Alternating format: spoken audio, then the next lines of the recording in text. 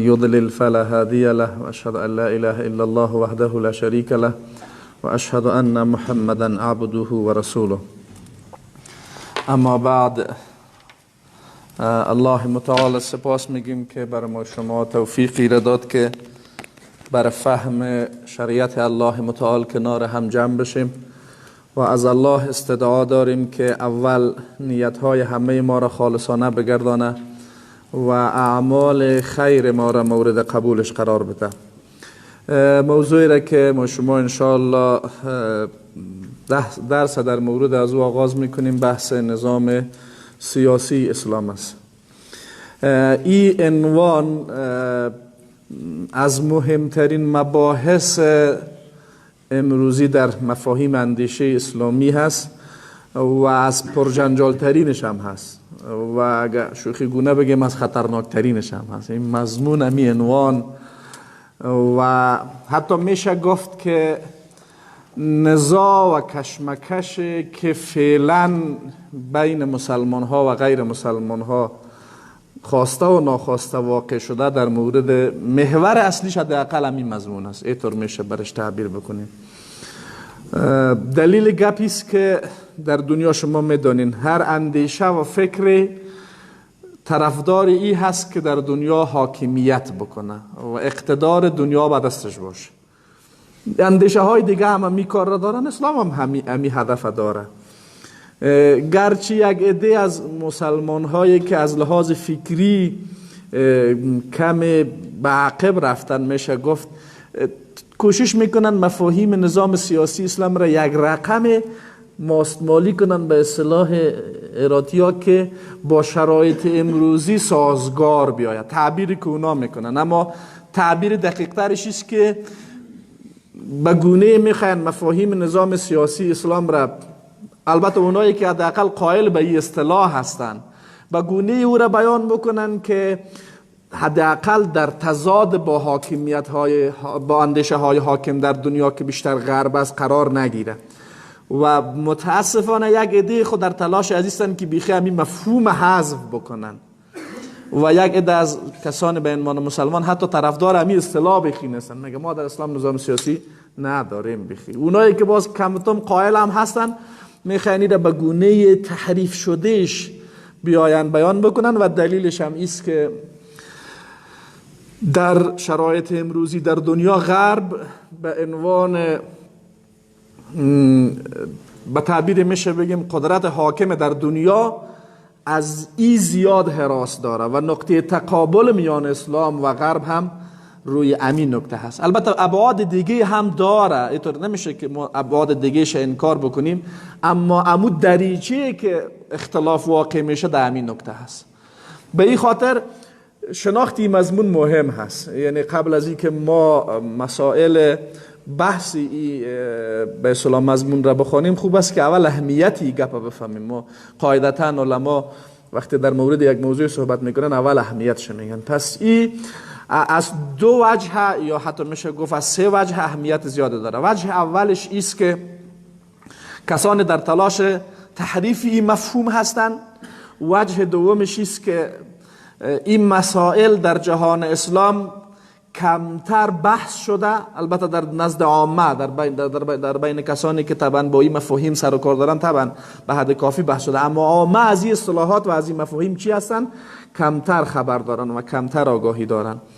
و نکته دیگه است که نقطه تقابل ما با غرب در از امی زاویه واقع شده. به این خاطر شناخت از این مهم هست که ما بفهمیم که اول آیا حقیقتا ما در اسلام چیز به عنوان نظام سیاسی داریم و اگر داریم با چی مفهوم هست. و این بحث این نکته پاسخ این ذهنیت را میده که کسانی میان منکر امی اصطلاح میشن. نکته دومش اونایی که میخواین مفاهیم این مضمون را و این محتوا را تحریف بکنن، حقیقت از این پس چی هست؟ وقتی ما میگیم کسانی آمدن رو تحریف میکنن، چگونه تحریفش میکنن و حقیقت این موضوع چیست؟ نکته سومش است که ما به خاطر این مضمون وقتی و به خاطر این مفهوم وقتی با غرب و با دشمن در تقابل واقع میشیم چگونه تقابل باید بکنیم. در تقابل مسلمان ها با غرب ما گرایش های مختلفی داریم. بعضی ها گرایش های میشه گفت کم غلو آمیز دارن، بعضی ها گرایش های بخی تفریطی دارن، بسیار کمن کسانی که گرایش های معتدل داشته باشن و یک موقف مشروع و معقول و واقع بینانه در مورد غرب داشته باشن. دقت کردین هم مشروعیت حفظ شود و هم عقلانیت حفظ شود و هم واقع گرایی حفظ شود. یعنی اسلام یک دین واقع گراست، شرایط عینی را هم مراعات کرده باشیم و تعامل ما عقلانی هم بوده باشه و مفاهیم اندیشه اسلامی را هم تحریف نکرده باشیم. پس به این خاطر شناختی مضمون گپ بسیار مهم و اساسی است و به همین خاطر هم هست که در پوانتون ها در سمستر پنجم مضمون تدریس میشه. البته چون کردیت های مضمون کم است به حد کافی گنجایش برای بحث تفصیلی از این را نداره. حداقل میشه عمومیاتی مضمون را فهمید، کلیاتی مضمون را فهمید و ما شما انشاءالله کلیاتش بحث میکنیم و اگر باز فرصت بود در مورد هر کدامش تفصیلی هم وارد بحث خواهد شدیم، چون هر عنوان از عناوینی که ما اینجا میگیم هر کدام از اینها میتونه در زیر مجموعه خود ده ها عنوان دیگه داشته باشه و هر کدام از او باز ممکن ساعت ها بحث داشته باشه. به اون خاطر یعنی هدف گپ ما است که دوستا کافی است یک تصویر کلی از موضوع داشته باشن، فکر نکنن نمخ گپ خلاص میشه که در چند درس محدودی که ما در این مورد راه میکنیم. خب پس یک مضمون بسیار مهم است و ضروری است و غلط فهمی های هم در این باب شده. اما وقتی وارد عنوان اصلی میشیم، این مضمون از 3 کلمه ترکیب شده: نظام، سیاست و اسلام. نظام سیاسی، اسلام. و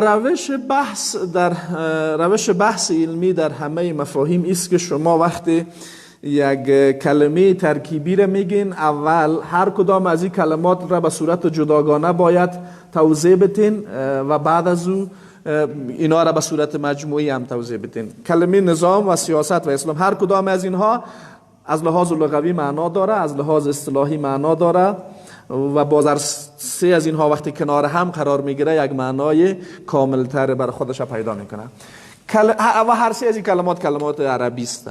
نظام هم عربی، سیاست هم و اسلام هم. گرچه هر 3 از این کلمات در زبان دری هم معمول شده، یعنی ما حتی تقریبا با همون مفهوم عربیش معمول شده.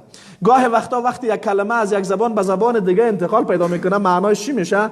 معناش تبدیل میشه. اما هر 3 از این کلمات نظام و سیاست و اسلام ریشه های عربی دارن و با مفهوم عربیش در میان در زبان ها و فارسی زبان ها هم معمول هست. کلمه نظام از لحاظ لغوی از کلمه نظم گرفته شده یا نظمه و لغتا به یک رشته در آوردن میگن، مثل که دانه های تسبیح کنار همدیگه قرار دارن، اینمی را از لحاظ لغوی چی میگن؟ نظم. دقت کردین؟ ما شما به همین مفهوم به کار میبریم. فلانی میگه آدم بسیار منظم است، یعنی کارهاش به ترتیب است. دقت کردین؟ به یک ترتیب واقع بودن یک کاره، به یک نظم داشتن و مرتب بودن معنا میده از لحاظ مفهوم لغویش. از لحاظ مفهوم اصطلاحیش این کلمه چون در خیلی از رشته‌های مختلف علمی کاربرد داره، علمای هر رشته بر از یک تعریف ذکر کردن، بر اساس نگاهی که به قضیه داشتن تعریف‌های مختلف برای ذکر کردن. خب والله اعلم یک تعریفی که به نظر من جامع‌تر میآید و میتونه امی کاربرد این کلمه را با مفهوم اصطلاحیش در خیلی از نظام‌های دیگه هم حفظ بکنه، است که میشه بگیم نظام مجموعه قواعد و مقررات است که برای تنظیم امور یک بخش به کار برده میشه. مجموعه قواعد و مقررات است، یعنی مفهوم لغوی هم در حفظ است که برای چی به کار برده میشه؟ برای ترتیب کردن و برای نظم در آوردن یک کاره. این قواعد و مقررات اگر در باب مسائل عبادی مثلا باشه، برش میگن نظام عبادی، یعنی احکام و قواعد و کلمه سیاست به معنای حکومتداری، خصوصا فرهنگ های معاصر کلمه سیاست به معنای چی به کار میبرن؟ به معنای حکومتداری و به معنای دولتداری کردن و اداره کردن جامعه به کار میبرن. این مفهوم داره و امی مفهوم لغویش که حال شایع شده مفهوم اصطلاحیش هم افاده میکنه. دقت کردین؟ یعنی مفهوم لغوی اداره کردن و تدبیر کردن جامعه یا به تعبیر دیگه اداره امور داخلی و خارجی یک کشور را پیش بردن چی میگن؟ سیاست میگن. گرچه گفتیم این معنای لغوی اولیش نیست، اما چون غالب شده حالا فعلا همین به عنوان معنای لغوی هم بکار میره و مفهوم اصطلاحی هم است. یعنی وقتی ما فعلا میگیم سیاست، منظور همون اداره امور جامعه، اداره امور داخلی و خارجی یک جامعه را چی میگن؟ سیاست. اما تعریف اسلام، تعریف اسلام شاید شایع ترین تعریف پیش دوستا تعریف اسلام باشه. من میخوایم یک کسی یک تعریف جامع برای ما بگه از اسلام که دو خصوصیت در وجود داشته باشه. خصوصیت اولش مستند باشه، خصوصیت دومش یک تعریف جامع و عام باشه که همه آنچه شما تحت عنوان اسلام میخوانین در او گنجانیده شده باشه: عقیده، عبادت، اخلاق، مسائل اجتماعی، سیاسی، اقتصادی و غیره. یک کسی امروز یک تعریف برای ما بگه. کی میگه؟ بگین. بسم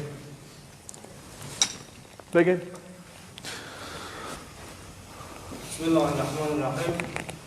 الاسلام ان تشهد ان لا اله الا الله و ان محمد رسول الله و تقیم الصلاة و تؤتی الزکات و تصوم رمضان و تحج البیت ان استطعت الیه سبیلا. ماشاءالله. در لغت به معنی گردن نهادن، تسلیم شدن به اوامر الله و آنچه که خداوند ما را امر کرده از او اطاعت میکنیم، چه نکرده. درست. معنی اسلام شامل که حدیث حضرت عمر بن خودی اینمی کلمه را کی میتونه از خودی کلمه یک تعریف جامع برای ما بگم؟ این شیشه را من نکسه ای کار نتده. خب ما امی خود این کلمه را یک بار ارزیابی میکنیم و این حدیث مشهور شما بارها از زبان علما شنیده باشین که روز جبریل علیه السلام به شکل انسان میاد پیش پیامبر صلی الله علیه و سلم و از پیامبر پرسان میکنه و مل ایمانو، تعریف ایمان شما حتما خواندین و در جهان بینی بازو را میخوانیم و بعد دیگه سوالش چیز میگه و مل اسلام، اسلام چیست؟ آل رسول الله صلی الله علیه و سلم در تعریف اسلام چند نکته را ذکر میکنه. پیامبر صلی الله علیه و سلم میگه الاسلام ان تشهد ان لا اله الا الله. اول دقت داشته باشین، همیشه یه قاعده کلی در ذهنتان باشه، هر کلمه همونطور که پیشتر گفتیم یک مفهوم چی داره؟ یک مفهوم لغوی داره، یک مفهوم اصطلاحی داره. کلمه اصطلاحی را اگر ما در علوم دینی به کار میبریم، بهترین تعبیر خود بوده باشه که بگیم یک مفهوم لغوی داره، یک مفهوم شرعی داره. دقت کردین؟ یک مفهوم چی داره؟ لغوی داره، یک مفهوم شرعی داره. چی بگیم شرعی، چی بگیم اصطلاحی؟ اما در علوم شرعی بهتر از بجای کلمه اصطلاحی چی را به کار ببریم؟ مفهوم شرعی را به کار ببریم. خب اول در اینجا سوال کننده از رسول الله صلی الله علیه و سلم وقتی پرسان میکنه و مل اسلامو، مراد سوال کننده مفهوم لغوی کلمه هست؟ نه خیر. چرا؟ چون مخاطبین پیامبر صلی الله علیه و سلم و کسی که جواب میده عربا هستن و عربا میفهمن معنای کلمه اسلام چیسته. پس مراد سوال کننده مفهوم شرعی این کلمه هست، نه مفهوم لغویش. دقت کردین؟ اما مفهوم شرعی این کلمه چیست؟ رسول الله صلی الله علیه و سلم میگه الاسلام ان تشهد ان لا اله الا الله و ان محمد رسول الله. بعد میگه و تقیم الصلاة و تؤتی الزکات و تصوم رمضان و تحج البیت ان استطعت الیه سبیلا. حالا یکی مفهوم ظاهری و تحت اللفظی این گپ است که پیامبر میگه اسلام شهادت دادن به لا اله الا الله محمد رسول الله، نماز، روزه، زکات، حج. اگر یک کسی این برداشت سطحی از گپ پیامبر بکنه، خب کل اسلام شامل چند گپ میشه؟ 5 گپ میشه. خب حالا ما میگیم اسلام نظام سیاسی است، نظام اخلاقی است، نظام نفهم فلان. اینا در کجای از این تعریف وجود داره؟ آیا اینا در اسلام هست یا نیست؟ بله. و تعریفی که پیامبر کرده دیگه از تعریف پیامبر کرده کس نمیتونه تعریف جامع بکنه. این تعریف پیامبر در کجای این اسلام وجود داره؟ ما به تعبیر یک استاد ما باید اینجا شکم کلمات پاره کنیم، بریم داخل عمق معانی کلمات تا مفهوم گپ پیامبر و صورت کامل بگیریم. چرا؟ به دلیلی که رسول الله صلی الله علیه و سلم میگه الله متعال برای ما جوامع الکلم داده. جوامع الکلم یکی از خصوصیات پیامبر است. منظور جوامع الکلم بودن است که پیامبر در قالب جملات کوتاه مفاهیم بسیار بزرگ و وسیع و همه جانبه را افاده میکنه برای ما شما. حالا در اینجا پیامبر صلی الله علیه و سلم چی میخواد از تعریف اسلام برای ما بگه؟ آیا حقیقتا تعریف پیامبر یک تعریف جامع و کامل است بدون از اینکه ما چیزی در اضافه بکنیم؟ دقت کنید یک نکته مهم هست. گاه وقتا معمول او شده در مورد تشریح یک اصطلاح، مثلا یک نفر میاد یک اصطلاح و تشریح از خود میگه، وقتی مردم که از او مخالفت میکنن تو احساس میکنه خوب مثلا ما با تعریف فلانی مخالفت کردیم، نه با یک متن دینی. دقت کرده باشین مثلا همین مردمای نیمچه کافرکای معاصر دیده باشین به نام نواندیشی و نفهم فلان به مدان وقتی اونا میان برش میگه این یک تعریف فلانی گفته، خب میگه او تو یک تعریف، من یک تعریف ما میگم. یعنی میخواد در مقابل تعریف یک عالم از خود یک تعریف را بکنه و در قالب تعریف غلطی که را میکنه میخواد مفاهیم غلط فکر خود در این چی بکنه؟ بگنجانه. پس بهترین کار این خواد بوده باشه که ما تعریف اصطلاحات بر اساس مفاهیم از منابع دینی بگیم. من میخوام نگفتم ولی باید مستند بگین تعریفشه. دقت کنید مثلا میشه علما خیلی تعریف بر اسلام گفتن، نه خب یک نفر میشه بگه که ما با تعریف فلانی عالم از اسلام موافق نیست. مثلا که دکتر کلیم زیدان در کتاب اصول دعوا شاید شما مطالعه کرده باشین، در اول کتاب خود 7 تعریف از اسلام را میکنه. یک نفر من میگه خب من این تعریف قبول میکنم. ما نمیتونیم برش بگیم که تو خوب شد تعریف قبول نکنم، میگه تعریف یک عالم است و من ملزم نیستم حتما تعریف از او عالم قبول بکنم. اما این تعریف کیست؟ پیامبر است. کس نمیتونه در مورد این تعریف مخالفت بکنه دیگه.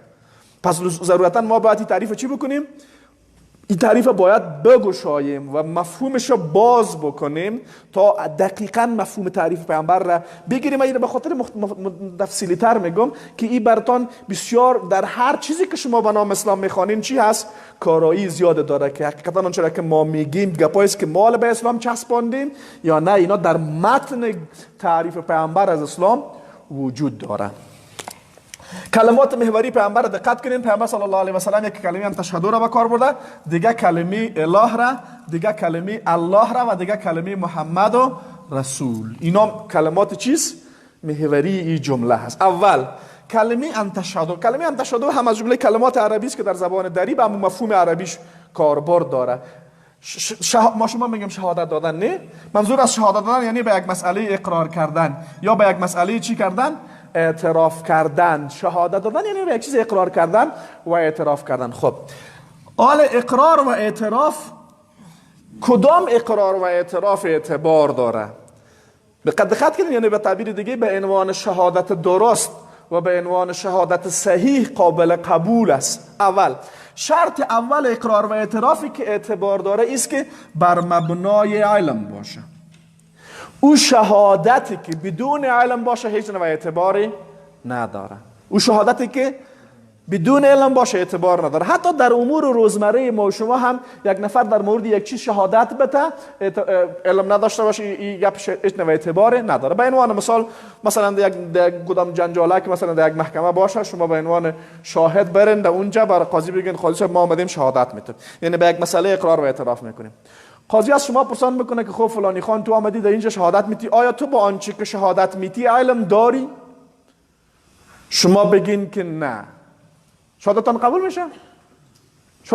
قاضی شهادت شما را یا بدون قاضی مثلا من یک نفر بیان پرسان میکنم که خب برادر تو در مورد فلانی چی گپ داری؟ میگه که خب فلانی گپ است. بگم تو با آنچه که گفتی علم داری؟ میگه نه علم ندارم. قبول میشه گپش؟ یعنی گپ عادی را قبول نمیکنیم. پس اول شرط اول شهادت است که بر مبنای چی باشه؟ علم باشه. شهادت بدون علم اعتبار نداره. دوم، با محتوای آنچه که ما علم داریم باید یقین هم داشته باشیم.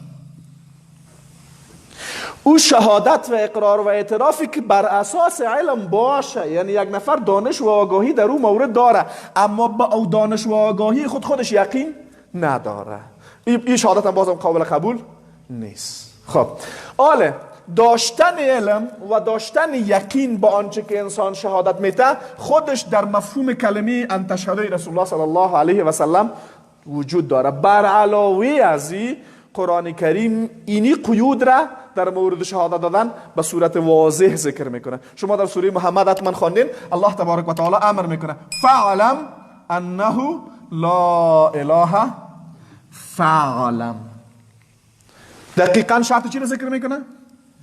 علم ذکر. فعلم انه لا اله الا الله. خوب بدانین به چی گپ؟ به لا اله الا الله. یعنی شرط علم در قرآن کریم به صراحت آمده و اولین چیزی که در قرآن به صورت مشخص بر تک تک مسلمان آموختن از او فرض است همین کلمه است. یعنی در دیگه موارد قرآن کریم به صورت کلی گفته نه تشویق کرده علم یاد بگیرین. او حکمی که بر آموختن از او صراحتا امر شده فعلم انه لا اله الا الله است. یک. دوم، شهادتی که بر مبنای آگاهی باشه اما بدون یقین، بازم شهادت گفته نمیشه. به دلیل چی؟ به دلیل آنچه خود متن قرآن کریم میگه. الله تبارک و تعالی در قرآن کریم میفرماید، این چی رقمی خواد معلوم شه. در قرآن کریم الله متعال میفرماید منافقین پیش رسول الله صلی الله علیه و سلم میآمدن، غالبا سوره منافقین است. به پیامبر صلی الله علیه و سلم میگفتن نشهد انک لرسول الله. چی میگفتن؟ نشهد انک لرسول الله. برای پیامبر صلی الله علیه و سلم میگفتن ما شهادت میدیم که تو پیامبر خدایی. دقت کردین؟ شهادت میدن. کلمه چی را به کار میبرن؟ شهادت دادن. الله متعال در پاسخشون چی میگه؟ والله یعلم انک لرسوله. الله میدونه ای محمد صلی الله علیه و سلم که تو پیامبر خدایی، اما والله یشهد ان المنافقین لکاذبون. الله شهادت میده که منافقین در ادعایی که میکنن چی هستن؟ دروغگویند. چرا؟ این جمله منافقین است، انک لرسول الله. برای کی؟ بر پیامبر. این جمله دروغ است. چرا الله متعال میگه اینا شهادت دروغ میتن؟ دقیقاً چون یقین ندارن. پس اقرار کردن و اعتراف کردن ولو بر مبنای علم باشه وقتی همراه با یقین نبود شهادت گفته نمیشه. پس مفهوم گپ پیامبر که میگه علیه السلام ان تشهد لا اله الا الله چیست؟ مفهوم گپ پیامبر صلی الله علیه و سلم است که اسلام یعنی اقرار کردن و اعتراف کردن بر مبنای علم و داشتن یقین کامل و مطلق. چی چیزی یقین از زائل میکنه؟ شک. و کسی که شک داشته باشه مؤمن نیست. چرا؟ چون صفت مؤمن چیست؟ انما المؤمنون الذين آمنوا بالله ورسوله ثم لم يرتابوا. انما المؤمنون الذين آمنوا بالله ورسوله ثم لم يرتابوا. چرا؟ چون شک یقین چی میکنه؟ زائل میکنه. و صفت مؤمن هم است که با آنچه که شهادت میده یقین داره. خب پس تعریف پیامبر چی میشه؟ اسلام اقرار کردن و اعتراف کردن بر مبنای علم و داشتن یقین. کلی گپا اول در خود مفهوم کلمه ان تشهد است. سوم آیات قرآن کریم در این باب چی داره؟ آیات قرآن کریم در این باب صراحت داره. خب با چی گپ؟ اقرار و اعتراف کردن بر مبنای علم و داشتن یقین با چی گپ؟ بلا اله الا الله. هیچ الهی به غیر از الله نیست. مفهوم کلمه اله، ما مفهوم کلمه اله را در خود قرآن در کجا جستجو میکنیم؟ در قرآن جستجو میکنیم. قرآن کلمه اله را با دو مفهوم کلی و عام به کار برده. قبل از او ما مفهوم لغوی کلمه اله را میایم. اله به معنای چیست؟ معبود. معبود به معنای چی؟ کسی که مورد چی قرار میگیره؟ عبادت. عبادت چیست؟ اطاعت. دیگه اطاعت پیروی داره و شیدی. دیگه مفهومش چیست؟ انقیاد. اطاعت اینا معانی مترادفن غیر از این معنا. مفهوم بندگی بله. تضرع. حاکمیت دیگه مفهومش است. تضرع. کلمه خضوع، تضرع، بندگی اینا مفاهیم نزدیک به همه. کمال تضرع. یک، مطلق اطاعت. دو، این عبادت دو مفهوم عام و کلی داره. مطلق کمال تضرع. کمال تضرع یعنی چی؟ یعنی یک تضرع خطرک است، یک تضرع بسیار بالا. مثلا نگاه وقتا شما کلیتون بشه یک نفر خوب است بخیر است ایتونه کنین، نه معمولا یگان تا احترام میکنن، یگان نفر بیخی کلیتون پایین میکنین، یگان نفر بیخی میرن کجا؟ با سجده. سجده چیست؟ اوج تضرع، کمال تضرع. خب کمال تضرع که بر این بود ظاهریش است. کمال تضرع بود چیش است؟ بود ظاهری عبادت است. آیا تنها وجود یک بود ظاهری بر از اینکه یک مفهوم کلمه عبادت رو بخواد بگیره کافی است؟ نه، این باید همراه با یک بود چی باشه؟ همراه با بود معنوی و باطنی باید همراه باشه. او بود باطنی که تضرع ظاهری شما را به عبادت مبدل میکنه چیست؟ محبت. یعنی شما تعظیم و محبت، شما بر یک مرجع در نفس خودتان بسیار احترام قائلین و به او بسیار محبت میکنین. بر مبنای این تعظیم و محبت باطنی پیش از او چی میکنین؟ سرتان خم میکنین و به سجده میرین. این چی میشه؟ عبادت. این عبادت کامل میشه. هرگاه یک کس پیش یک ذات تضرع بکنه، تضرعش بود معنوی عبادت در خود نداشته باشه، عبادت گفته نمیشه. مثلا حالا وقتا وضعیت امنیتی خراب است، شما در جای میرین یک نفر تفنگچی خودم میکشه میگه زود کده ما سجده کن، زود کده سجده کن. شما اتوماتیک کده برای سجده میکنین، یعنی بود ظاهری عبادت چی میکنین؟ انجام میتین.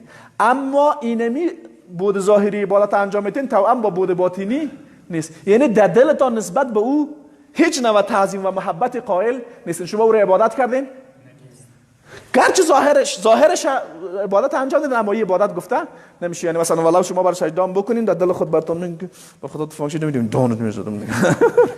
حالا شما با این احساس بر از او چی کردین؟ سجده کردین. این عبادت گفته نمیشه. خب پس عبادت حقیقی و کامل است که کمال تضرع باشد توأم با چی؟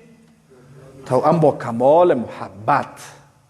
یک نفر پیش الله تضرع بکنه روز 5 بار نه که 50 بار سجده بکنه، خب به الله متعال احترام نداشته باشه و محبت قلبی هم پیش الله نداشته، این عبادت گفته میشه؟ مثلا این نفر بگه خدا صاحب جان خوشم نمیخوام بیا نماز میخوام، این عبادت کرده؟ این گپ به زبان خودم نگه، در دلش باشه. اصلا مسلمان گفته میشه بیخی؟ عبادتش قبول میشه؟ قطعا نمیشه. خب حالا این سوال دیگه اینجا باز مطرح میشه، از گپ میبره. یعنی ما الله را عبادت میکنیم نه؟ آیا حقیقتا بر اساس کمال محبت است؟ عبادتی که میکنیم بر اساس کمال محبت است به الله؟ خب الحمدلله.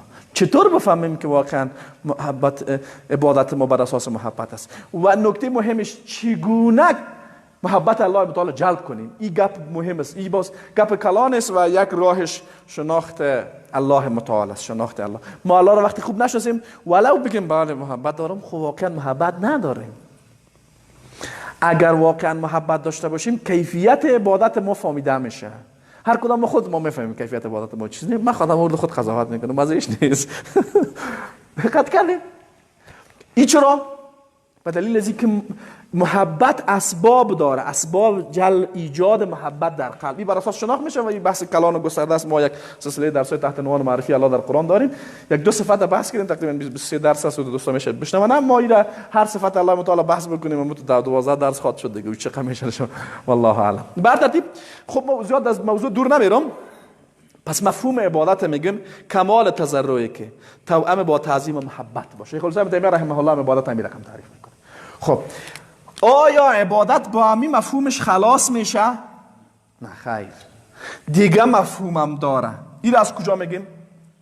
در آیات قرآن کریم غالبا این معنا به کار برده میشه و مفهوم کلمه عبادت وقتی مردم به کار میبرن غالب معنای عبادت همین معنایش هست. دقت کنید میگم من رفتم فلانی عبادت کردم، من رفتم فلانی نماز، روزه، زکات، حج، قربانی، دعا فلان، اما اینا چیست؟ نمادهای از تضرع پیش پروردگار. اما یک معنای دیگه عبادت که از معانی اصلی عبادت است، خب غالبا مردم در مفهوم لغویش میگن، هر کی میگه اطاعت کردن، اما عملا از ذهن مردم کمی دور است. او اطاعت مطلق است. خب حالا ما معنای کلمه عبادت که تو میگیم از کجا میگیم؟ این مفهومش خیلی مشهور است، هر کس میگه. مسلمان کافر در این مفهومش چیست؟ شترک هر این دور هم پرسان میکنی که پیش خدای تو بگوان عبادت میکنیم، میگه بله. چطور میکنیم؟ تضرع رو نشان میده. دقت کردین؟ خب در دیگه الله متعال در آیات دیگه الله متعال میفرماید افرأیت من اتخذ الهه هواه. آیا شما دیدین کسی را افرأیت من اتخذ الهه هواه؟ آیا شما دیدین کسی را که الهش هوای نفسش است؟ کسی که چی گرفته؟ اتخذ الهه هوای نفسش الهش است. اگر ما مفهوم عبادت را تنها در تضرع خلاصه بکنیم، هوای نفس ما جسم فیزیکی نیست، نه که من از وجود خود بکشم پیش روی خود با آن باز برش سجده کنم. ممکن است؟ خب چرا الله متعال گفته کسانی هست که اینمی الهشان هوای نفسشان است؟ اگر تنها معنای عبادت در این مختصر بکنید، اینجا این آیت معنا نمیده. پس دیگه مفهوم مرادش است. مرادش چیست؟ یعنی ما چه رقم، یک نفر چه رقم هوای نفس خود عبادت میکنه؟ او هوای نفس خود در داخل وجودش است. چه رقم او را عبادت میکنه؟ اطاعت مطلق. هرگاه یک شخص از هوای نفس خود اطاعت مطلق کرد، این چی میشه؟ در حقیقت هوای نفس خود را اله خود گرفته. یعنی چی؟ یعنی هوای نفس خود را عبادت کرده. پس معنای دیگه عبادت چی میشه؟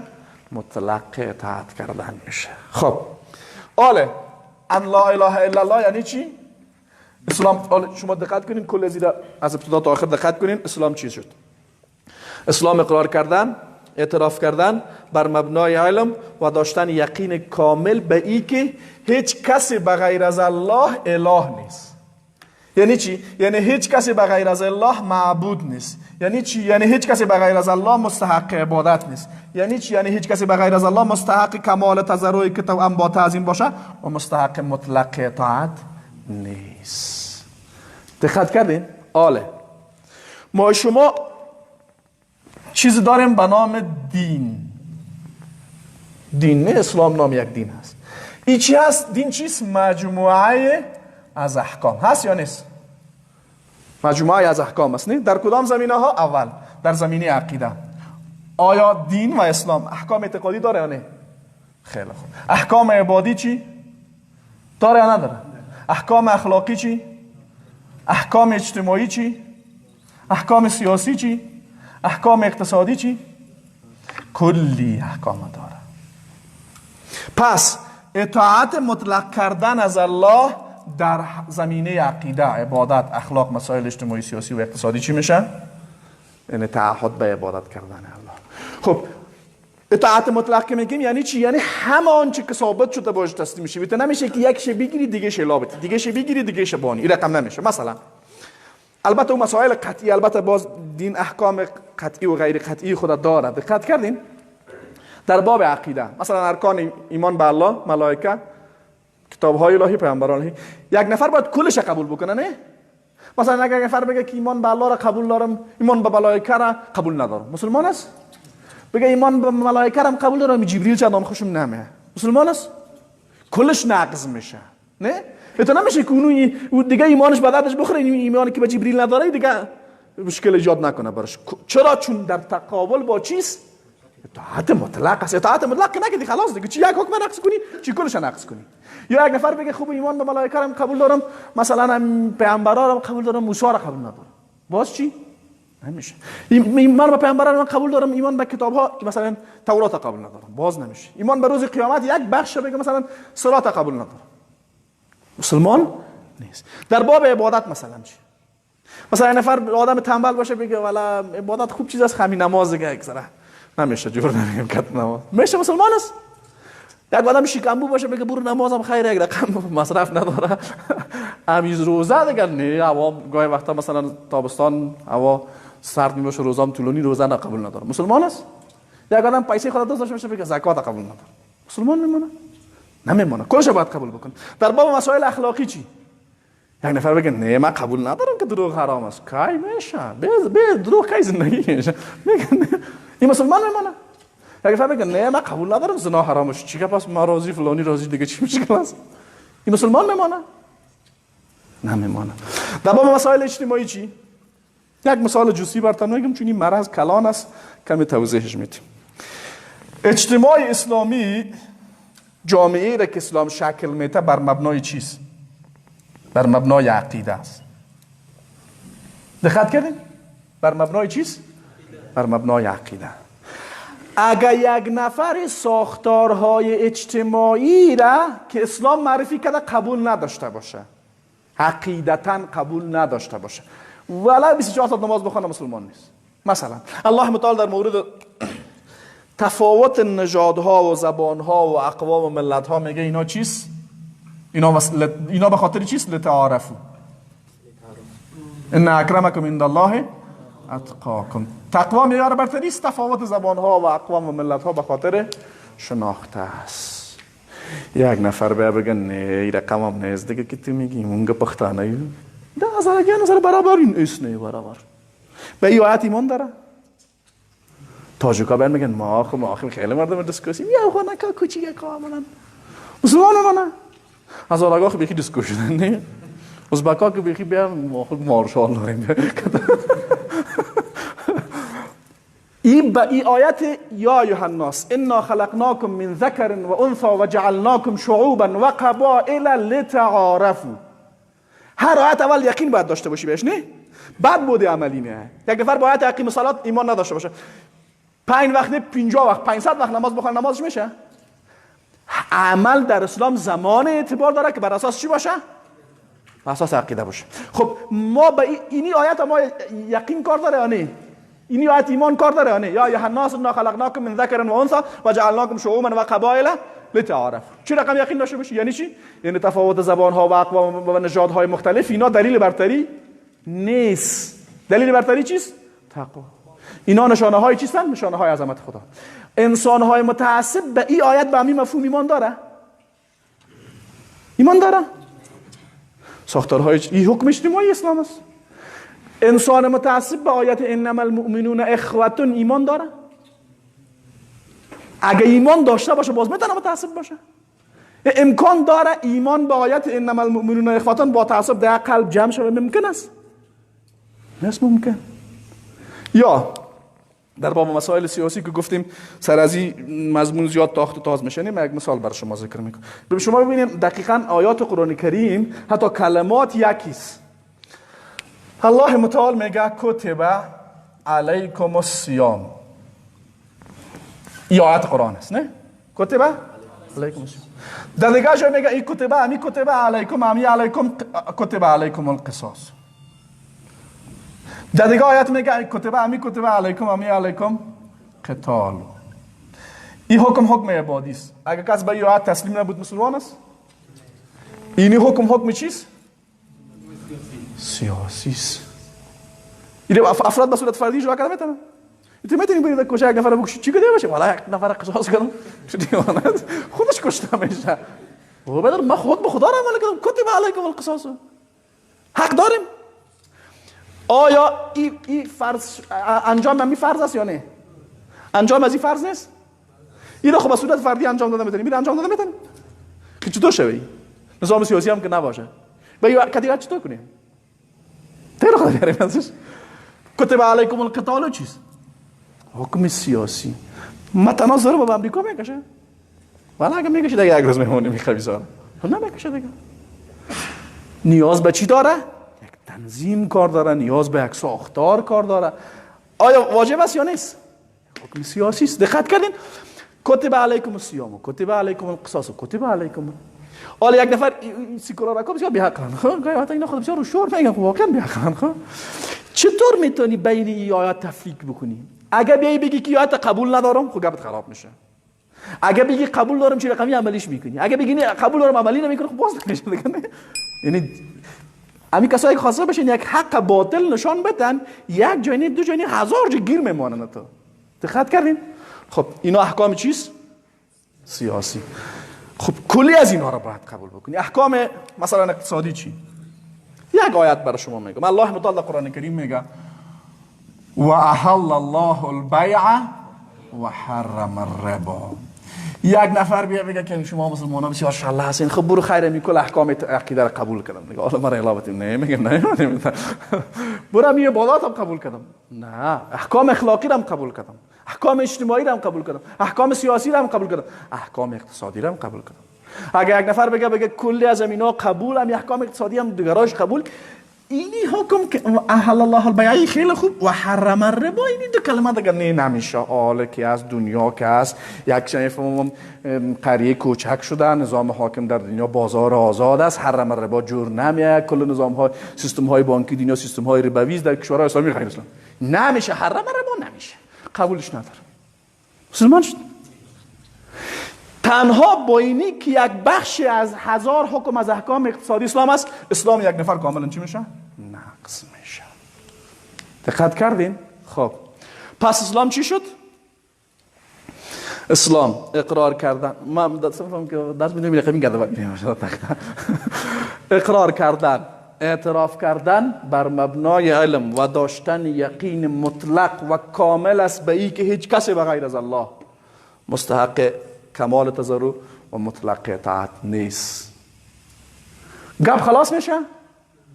جمله بعدی چیست؟ و ان محمدن آل ما وقتی از الله متعال در همه ای زمینه های اطاعت مطلق بکنیم به طریقه و روش کی؟ احمد، محمود، مولای مسجد، وکیل منطقه، منطقه مردم های خطرناک اینی که پیامبر گفته برا ما بابا کلان ما این کپار نشد خواهر چند تا بابی پیدا شده که بابا کلان تو خودم متوجه شدین؟ یا به طریقه مثلا مولانا، به طریقه کی؟ احمد، به طریقه ما، به طریقه مولای مسجد تا خطیب مسجد، به طریقه کی؟ و ان محمدن رسول الله. خودی الله که ما تعهد کردیم که ازش اطاعت میکنیم خودش کسی به اسم محمد صلی الله علیه و سلم را چی کرده؟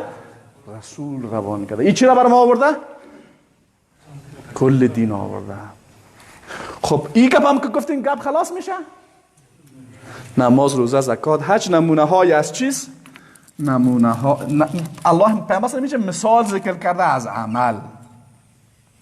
دقت کردین؟ پس اسلام اول تعریف کلی شده نظر بگیرین. اسلام عبارت است اقرار کردن و اعتراف کردن بر اساس علم و داشتن یقین مطلق و کامل به اینکه هیچ کسی بغیر از الله مستحق کمال تضرع و مطلق اطاعت نیست و ما به عنوان مسلمان به طریقه رسول الله صلی الله علیه و سلم در همه زمینه های زندگی از الله اطاعت میکنم و به این عمل هم بکنیم. این چی میشه؟ تعریف اسلام میشه. در این تعریف مفاهیم سیاسی وجود داره یا نه؟ وجود داره. بفهمیدین گپ مرا؟ خب پس تعریف نظام ما شما گفتیم، تعریف سیاست گفتیم، تعریف اسلام را هم گفتیم. حالا هر سه از اینها را یک جای قرار بدیم چی میشه؟ نظام، مجموعه قواعد و مقرراتی که برای تنظیم امور یک جامعه یا برای حکومت داری در یک جامعه بر اساس احکام و قواعد اسلامی باشه را برش میگن نظام سیاسی اسلام. بفهمیدین؟ نظام چی بود؟ مجموعه قواعد و مقرراتی که برای اداره امور یک جامعه بر مبنای قواعد اسلامی باشه برش نظام سیاسی اسلام میگن. فهمیدین ان شاء الله گپ مرانه؟ این چی بود؟ تعریف نظام سیاسی اسلام. خب من این تفصیلی تر به خاطر از این گفتم که وقتی تعریف اسلام با این جامعیت بفهمین بعد گپ برای شما چی میباشه؟ حل میباشه. اگر عقیده بخوانین، اگر عبادت بخوانین، اگر اخلاق بخوانین، اگر مسائل اجتماعی بخوانین، اگر سیاسی را بخوانین، کل اینها احکام است که در خود تعریف رسول الله صلی الله علیه و سلم از اسلام وجود داره و باید مسلمان را با همین تعریف کامل و جامع و همه جانبه چی کنه؟ بشناسه. گفته ارادت بفهمیدین؟ خب ما درس خاطری که زیاد چی نشد به می حد اکتفا میکنیم. انشاءالله که دوستا چیز فهمیده باشن. سبحانك اللهم ربنا وبحمدك نشهد ان لا اله الا انت استغفرك واتوب الیک. اگه گپ، سوال، انتقاد، پیشنهاد چیزی داشته باشه